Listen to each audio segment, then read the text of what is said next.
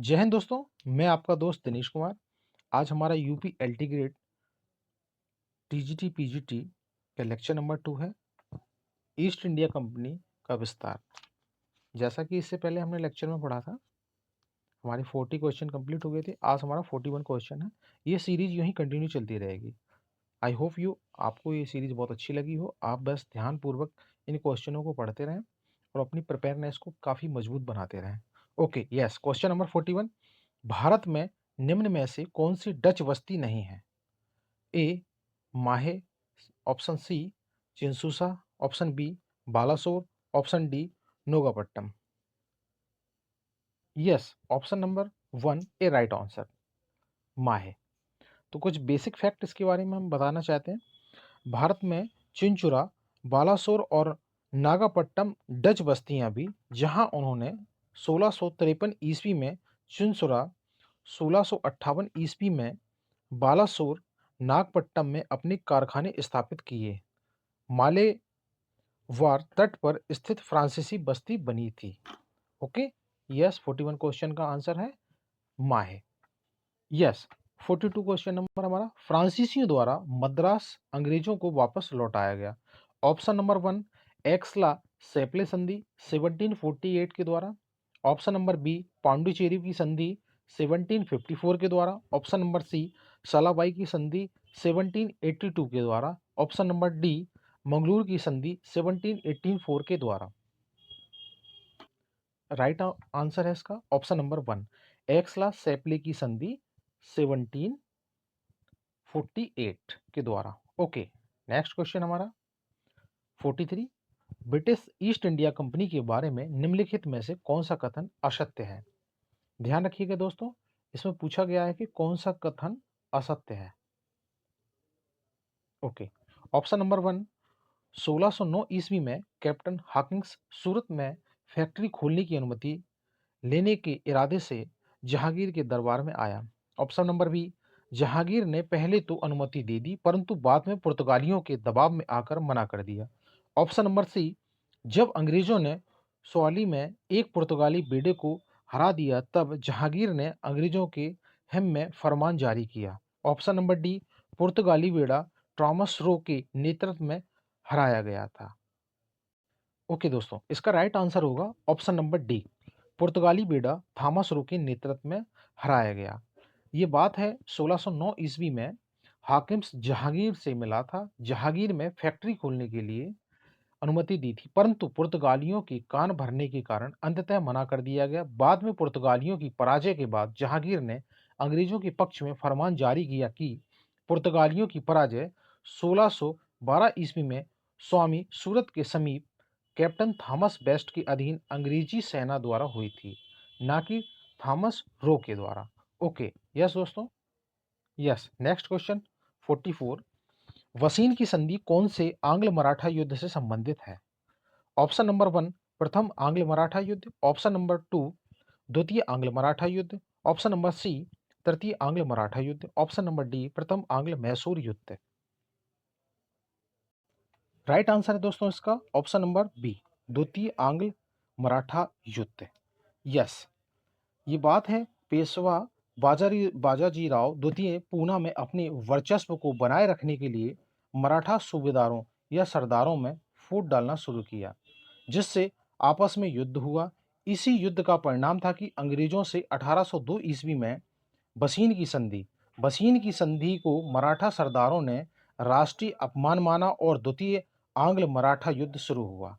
Okay, इसका right answer है द्वितीय आंग्ल मराठा युद्ध। Next question 45।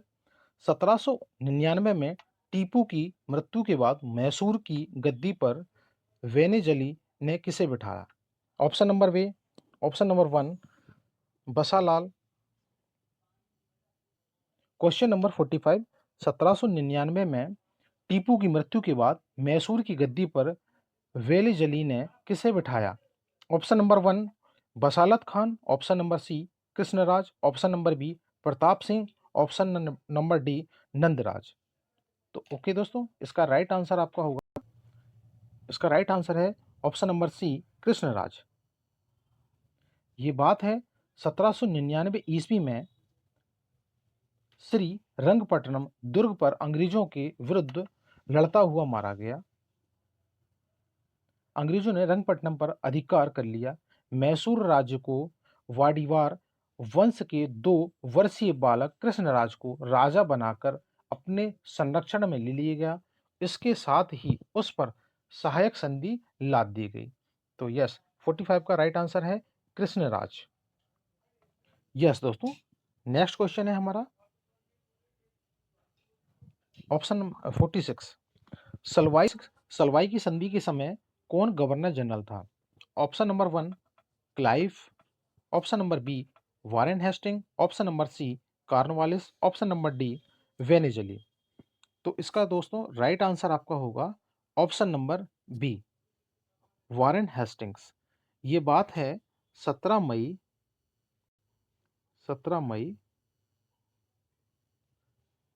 1782 की, जब मराठा और अंग्रेजों के बीच सलवाई की संधि हुई। इस दौरान भारत का गवर्नर जनरल वारेन हेस्टिंग था। सलवाई की संधि में सिंधिया ने अंग्रेजों और मराठों के बीच मध्यस्थता की भूमिका निभाई, जिससे अगले 20 वर्षों तक दोनों में शांति रही। तो ओके दोस्तों, इसका राइट आंसर है option number B Warren Hastings. Okay, next question हमारा क्वेश्चन नंबर 47। लॉर्ड कर्जन द्वारा किए गए बंगाल के विभाजन किसके द्वारा रद्द किए गए थे? Option number 1 Lord Chelmsford, option number B Lord एम हस्टर्ड, option number C Lord Minto द्वितीय, option number D Lord Hardinge. तो दोस्तों इसका राइट आंसर आपका होगा option number D Lord Hardinge. Lord Hardinge. Okay दोस्तों, ये बात है बंगाल के विभाजन की घोषणा कर्जन के काल में 19 जुलाई 19 जुलाई 1905 ईस्वी में 1905 ईस्वी को की गई थी, जबकि विभाजन 16 अक्टूबर। और विभाजन कब हुआ था? विभाजन हुआ था इसका 16 अक्टूबर 16 अक्टूबर 16 अक्टूबर को प्रभावी हुआ था। लॉर्ड हार्डिंग द्वितीय ने 12 दिसंबर 1911 में बंगाल के विभाजन को रद्द किया था। और ये विभाजन आपका रद्द हुआ था 12 दिसंबर 1911। ओके दोस्तों, इसका राइट आंसर आपका हुआ लॉर्ड हार्डिंग। यस दोस्तों, नेक्स्ट क्वेश्चन है आपका डेनमार्क में भारतीय व्यापार हेतु 1620 ईस्वी में किस जिले में अपना केंद्र स्थापित किया था? Okay, option number 1 Malabar, option number C Tanjore, option number B Nagapattinam, option number D Surat. तो दोस्तों इसका राइट आंसर आपका होगा ऑप्शन नंबर सी तंजौर। ये बात है अंग्रेजों के बाद डैन 1616 ईस्वी में भारत आए थे।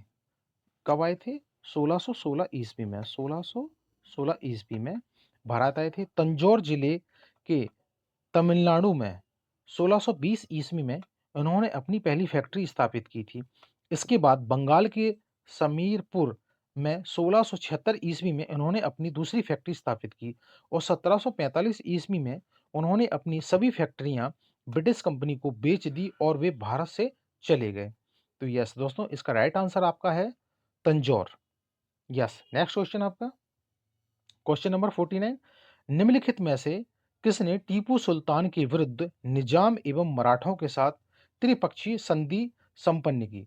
Option number 1 Lord Cornwallis, option number C Warren Hastings, option number B Lord Wellesley, option number D John सोर।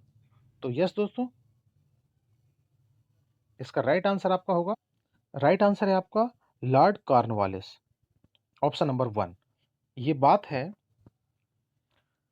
तृतीय आंग्ल मैसूर युद्ध 1790 1790 एंड 92 की।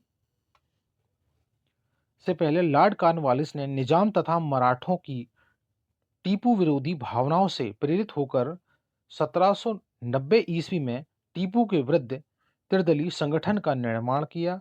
इसी युद्ध में कॉर्नवालिस ने कहा था, अपने साथियों को शक्तिशाली बनाए बिना अपने शत्रु को पंगु बना देते हैं। पंगु का अर्थ होता है दोस्तों अपंग बना देते हैं। तो ओके दोस्तों, राइट आंसर है इसका Lord Cornwallis. Yes, next question दोस्तों, ऑप्शन नंबर 50। निम्नलिखित में से कौन सा एक कथन सहायक संधि के संबंध में सत्य नहीं है? ऑप्शन नंबर 1, सहायक संधि ब्रिटिश साम्राज्य के विस्तार का एक महत्वपूर्ण चतुर कदम था। ऑप्शन नंबर बी, सहायक संधि अंग्रेजों तथा देसी राजाओं के मध्य हुई थी। ऑप्शन नंबर सी, देसी राजाओं ने अंग्रेज दूतों रेजिडेंट्स को अपने राज्य में रहने की अनुमति नहीं दी थी। ऑप्शन नंबर डी, देसी राजाओं ने अपने राज्य में रहने वाले अंग्रेजी सेना का व्यय उठाना स्वीकार किया था। तो ऑप्शन इसका राइट आंसर होगा मेरे दोस्तों सी। ये बात है सहायक संधि लॉर्ड वेलेस्ली द्वारा 1799 से 1805 तक प्रतिपादित एक नीति थी जिसके माध्यम से भारतीय राज्य अंग्रेजों से सुरक्षा की गारंटी प्राप्त करते थे।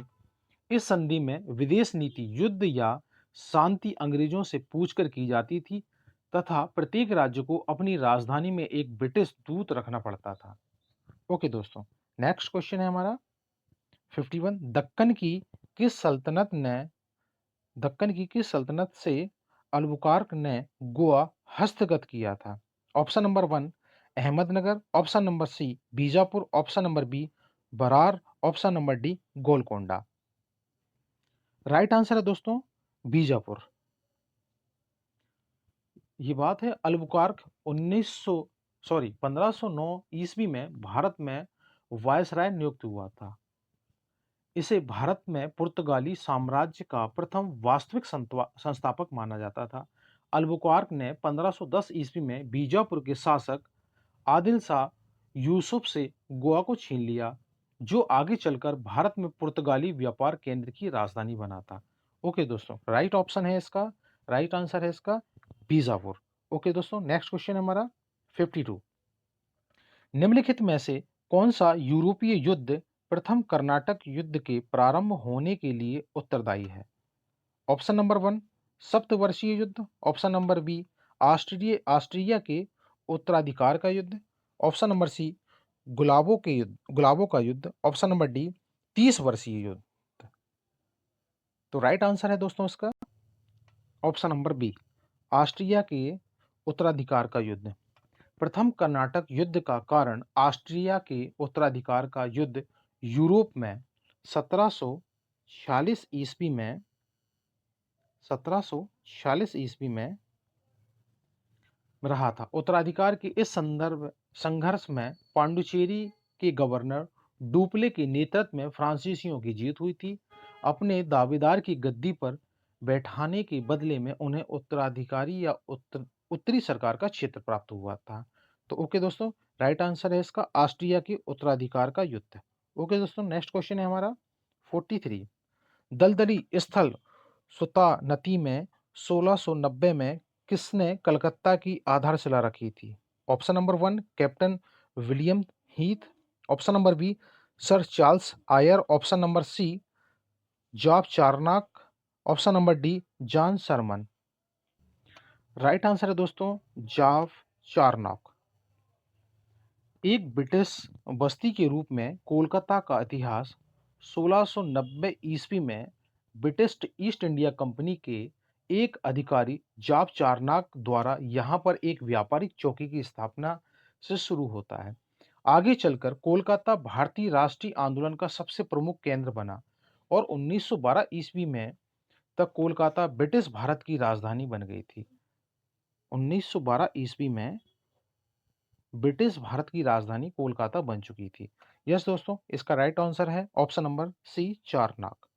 Yes, next question option number next question 54। निम्नलिखित में से मद्रास का वह कौन सा गवर्नर था जिसने टीपू सुल्तान से मंगलोर की संधि की थी? Option number 1, Lord Harris. Option number C, Lord Macartney. Option number B, Lord Hamilton. Option number D, Lord Stephenson. Okay, yes दोस्तों, इसका राइट आंसर है आपका option number C, Lord Macartney. Okay दोस्तों, नेक्स्ट क्वेश्चन है हमारा आगे 55। Question number 55, Porto novo में निम्नलिखित में से कौन पराजित हुआ था? Option number 1 Nizam, option number C Hyder Ali, option number B Tipu Sultan, option number D Peshwa Bajirao प्रथम। तो दोस्तों इसका राइट आंसर आपका है option number C Hyder Ali. ये बात है पोर्टो नोवो की लड़ाई 1782 ईस्वी में 1782 ईस्वी में मैसूर के हैदर अली और सर आयरकूट के नेतृत्व में कंपनी के मध्य हुई थी। कोलोरून नदी के तट पर हुए इस युद्ध में हैदर अली के पुत्र टीपू सुल्तान ने 400 फ्रांसीसी सैनिकों की सहायता से 100 ब्रिटिश और 1800 भारतीय सैनिकों को पराजित कर दिया था। लेकिन ब्रिटिश नौसेना ने गणापट्टिनम पर अधिकार कर हैदर अली को यकीन दिलाया कि वह अंग्रेजों को नहीं पराजित कर सकेगा। फलस्वरूप हैदर अली भारी हर्जाना देने के लिए मंजूर हो गया था। तो यस दोस्तों, इसका राइट आंसर है हैदर अली। यस दोस्तों, नेक्स्ट क्वेश्चन है क्वेश्चन नंबर 56, एल्फिंस्टन कहाँ गवर्नर था या कहाँ का गवर्नर था? ऑप्शन 1 मुंबई का, ऑप्शन नंबर बी मद्रास का, ऑप्शन नंबर सी हुगली या कोलकाता का, ऑप्शन नंबर डी अवध का। तो यस दोस्तों, इसका राइट आंसर है आपका ऑप्शन नंबर 1 मुंबई का। माउंट अस्टन एल्फिंस्टन स्कॉटलैंड का एक राजनयिक तथा इतिहासकार था जो ब्रिटिश सरकार की तरफ से 1819 1827 ईस्वी में मुंबई का गवर्नर रहा था। उसने कई प्रशिक्षण संस्थान प्रारंभ किए थे। उसने भारत और अफगानिस्तान के बारे में काफ़ी सारी किताबें लिखी थी। ओके दोस्तों, राइट आंसर है इसका option number 1 Mumbai. Yes, next question है ऑप्शन नंबर 57, डचों ने भारत में अपना पहला उपनिवेश कहाँ स्थापित किया था? Option number 1 Cochin, option number C Saidabad, option number B Surat, option number D Pulicat. तो यस दोस्तों, इसका राइट आंसर है आपका ऑप्शन नंबर डी पुलिकट। ये डचों ने भारत में अपनी पहली फैक्ट्री 1605 ईस्वी में 1605 ईस्वी में मूसलीपट्टनम जिसे बोलते हैं मछलीपट्टनम, 1610 में पुलिकट में, 1616 में सूरत में, 1645 में हरिकल और 1653 में चुनसुरा और 1658 में कासिम बाजार तथा 1663 में कोचीन में डचों ने अपनी पहली फैक्ट्री लगाई थी। उल्लेखनीय है कि डचों ने पुलिकट को अपना व्यापारिक मुख्यालय केंद्र बनाया था। यस दोस्तों, इसका राइट आंसर है option number D Pulicat. Yes, next question option number 58, question number 58, निम्नलिखित में से किस यूरोपीय कंपनी ने बंगाल की खाड़ी में समुद्री डाकू और डकैतों करने के लिए हुगली में अपना बेस आधार भूमि बनाया गया था? ऑप्शन नंबर 1 पुर्तगाली, option number B Dutch, option number C अंग्रेज, ऑप्शन नंबर डी फ्रांसीसी। यस दोस्तों, इसका राइट आंसर होगा पुर्तगाली। ये बात है बंगाल के शासक महमूद शाह द्वारा 1534 ईस्वी में पुर्तगालियों ने चटगांव सतगांव में अपनी फैक्ट्री खोलने की अनुमति मिली, जिससे पुर्तगालियों ने बंगाल की खाड़ी के व्यापार पर अपना कब्जा जमा लिया। जिसके बाद वे अंग्रेजों ने चटगांव के समुद्री लुटेरों का सफाया करना शुरू कर दिया था। तो यस दोस्तों, क्वेश्चन नंबर 58 का राइट आंसर है ऑप्शन 1 पुर्तगाली।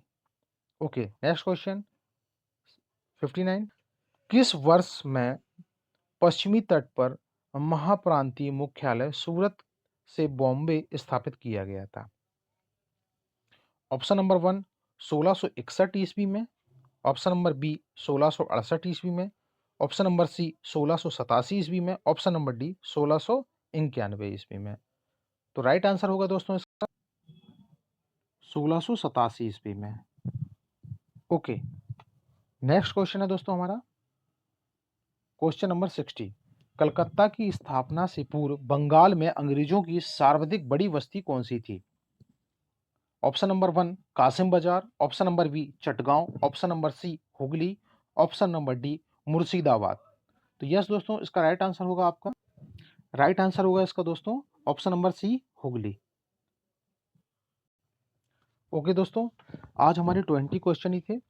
ये सीरीज आपकी नेक्स्ट ऐसे ही आगे जारी रहेगी। आई होप आपको मेरे ये क्वेश्चन, मेरा ये प्रयास काफ़ी अच्छा लगा होगा।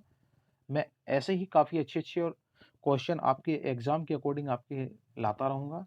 बस आप मेरे चैनल को लाइक और सब्सक्राइब और मेरे प्रयास को आप सफल बनाने का प्रयास करें। थैंक यू दोस्तों। नेक्स्ट सेशन में आपको मिलते हैं। Thank you so much and love you too all of you. जय हिंद।